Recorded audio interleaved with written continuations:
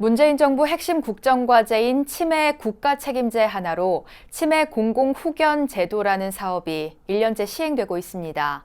돌봐줄 사람이 없는 치매 어르신들의 의사결정을 지원하는 공공 후견인을 국가가 지정하는 내용인데 이 제도의 활성 방안을 모색하는 토론회가 국회에서 열렸습니다. 최선호 기자가 보도합니다. 치매 환자가 빠르게 늘고 있습니다. 지난해 알츠하이머병으로 숨진 경우는 인구 10만 명 중에서 12명으로 한 해 전보다 22.5% 급증했습니다. OECD 국가의 평균치보다 약 4.5배 빠릅니다. 병 자체도 고통스럽지만 돌봐줄 가족이 없다 보면 공공요금 수납에서부터 집 임대 계약까지 혼자서 해내기는 어려운 상황에 빠지기 일쑤입니다. 정부는 이 같은 문제를 해결하기 위해 지난해부터 치매 공공 후견 사업을 시행하고 있습니다.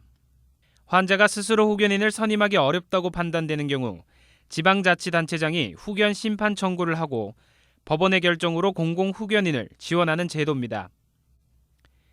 치매 국가 책임제가 문재인 정부 국정과제로도 시행되고 있는 상황에서 이 사업의 활성 방안을 고민하는 자리가 국회에 마련됐습니다.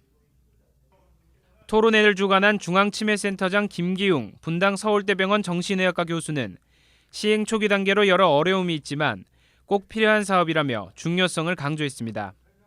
우리 인권의 취약지대에 놓이기 쉬운 우리 환우들의 인권을 보장하는 데 있어서 이 성년 후견 제도만큼 중요한 게 없는데 아직 도입 초기다 보니까 나름의 이제 어려움들을 겪고 있습니다.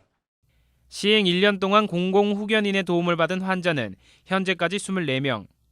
전문가들은 공공 후견인에 대한 낮은 사회적 인식이 제도 활성화를 저해하고 있다고 분석했습니다. 제도를 잘 이해하지 못해 대상 환자들이 후견 서비스를 거부하는 사례가 있고 후견인 양성에도 소극적이라는 겁니다. 송홍기 서울시 강동구 치매 안심센터장은 사업이 각 지역에 정착하기 위해 보다 적극적인 교육과 홍보가 필요하다고 제안했습니다. 전문 인력 확보에 힘써야 한다는 주장도 제기됐습니다. 박인환 인하대 법학전문대학원 교수는 치매 공공 후견인이 환자의 법적 의사결정도 지원하는 역할을 맡는 만큼 후견인이 치매 질환에 대한 이해와 법적 지식을 모두 갖출 수 있도록 교육해야 한다고 강조했습니다. 그런데 이 인력은 그냥 변호사, 이제 법률 전문가를 채용한다고 단순히 해결될 문제는 아닙니다. 왜냐하면 법률 전문가는 또 치매를 모르는 거거든요. 전문가는 사실 없습니다. 이건 종합적인 지식과 경험이 필요하기 때문에요. 그러려면 결국은 전문 지식은 그 현장에서 육성될 수밖에 없거든요. 치매 공공 후견 제도의 필요성은 갈수록 커질 것으로 보입니다. 초고령화 사회로의 진입과 늘어나는 1인 가구로 가족의 도움을 받을 수 없는 치매 환자들 역시 빠르게 증가할 수 있기 때문입니다.